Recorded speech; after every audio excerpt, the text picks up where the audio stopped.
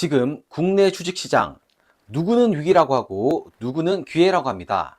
하지만 저는 지금이 오히려 가장 위험한 구간에 가까워졌다고 생각합니다. 왜냐하면 시장이 건강하게 오르는 모습이 아니라 사람들의 흥분과 욕심이 가격을 끌어올린 뒤 그 대가를 치르기 시작하는 모습과 너무 많이 닮아 있기 때문입니다. 코스피, 삼성전자, 하이닉스, 불과 몇 주 전만 해도 끝없이 오를 것처럼 보였습니다. 그런데 지금은 하루는 폭락하고 하루는 다시 급반등하며 매도 사이드카와 매수 사이드카가 번갈아 나오는 정상적이지 않은 시장이 되어버렸습니다. 더 무서운 건 많은 사람들이 이걸 아직도 단순한 조정이라고 생각한다는 점입니다. 하지만 진짜 위험은 왜 떨어지는지도 모른 채 희망만 붙잡고 있다는 데 있습니다. 오늘 영상에서는 왜 최근 국내 주식이 위험한지, 지금 시장이 보내는 신호가 무엇인지 국내 자료를 바탕으로 하나씩 설명드리겠습니다. 우선 숫자부터 보겠습니다. 최근 코스피 상승 속도는 정상적인 상승장이라고 보기 어려울 정도로 빨랐습니다. 26년 1월 22일 5,000피를 돌파한 후 한 달 후인 2월 25일 6,000피를 다시 돌파하였습니다. 이 대목에서 중요한 건 그럼 이 상승이 전부 거품이었나는 질문입니다. 그건 아닙니다. 이번 상승에는 분명한 실적 배경이 있었습니다. 삼성전자는 2025년 4분기 실적 발표에서 연결 기준 매출 93.8조 원, 영업이익 20.1조 원을 기록했고 사상 최대의 분기 매출 및 영업이익을 기록했다고 직접 설명했습니다. SK하이닉스도 마찬가지입니다.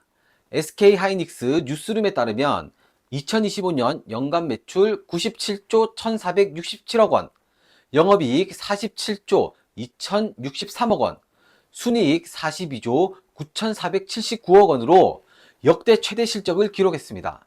즉, 삼성전자와 SK하이닉스 주가가 강하게 오른 데에는 분명히 실적과 업황이라는 근거가 있었습니다. 여기까지 보면 그럼 좋은 거 아니냐 이렇게 생각할 수 있습니다.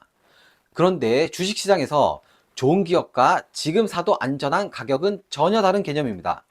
기업이 잘 나가도 시장이 그 기대를 너무 빨리 그리고 너무 과하게 반영하면 그 다음부터는 아주 작은 변수에도 주가가 크게 흔들릴 수 있습니다. 이번 국내 주식시장이 위험한 이유는 기업이 엉망이어서가 아니라 좋은 기업 몇 개에 대한 기대가 너무 빠르게 과열됐다는 데 있습니다.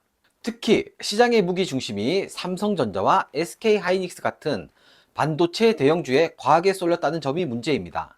실제로 매일경제와 조선일보 보도 모두 최근 코스피 급등의 중심에 반도체 투톱이 있었다고 짚고 있습니다. 반도체 업황이 좋았던 배경도 분명합니다. 하지만 바로 이 지점이 위험의 출발점입니다.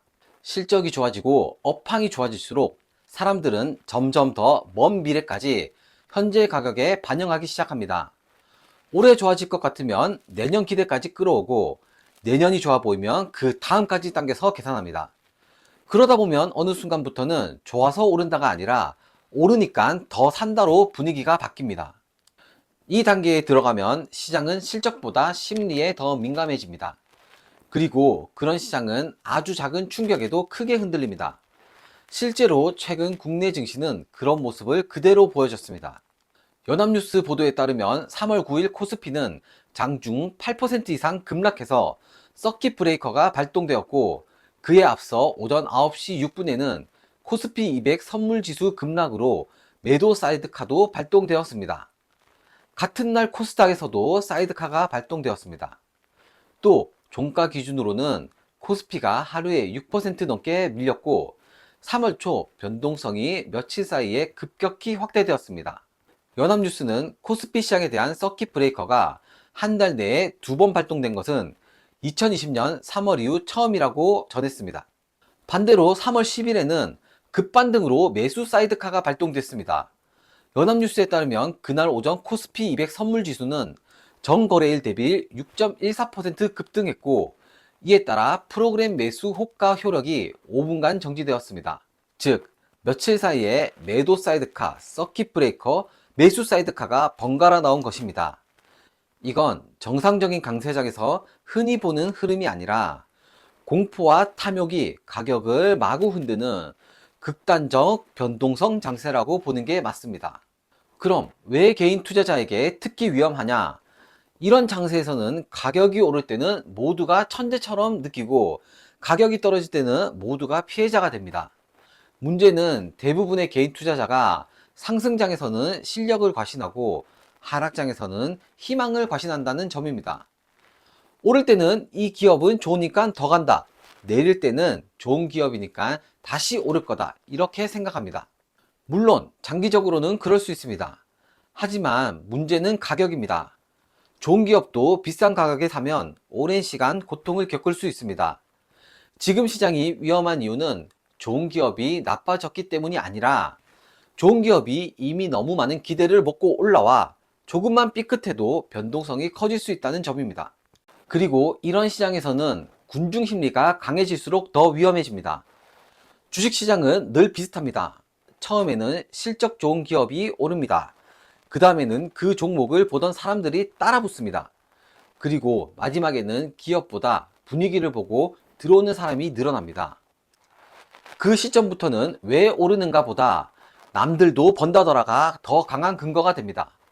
하지만 바로 그때 시장은 가장 취약해집니다.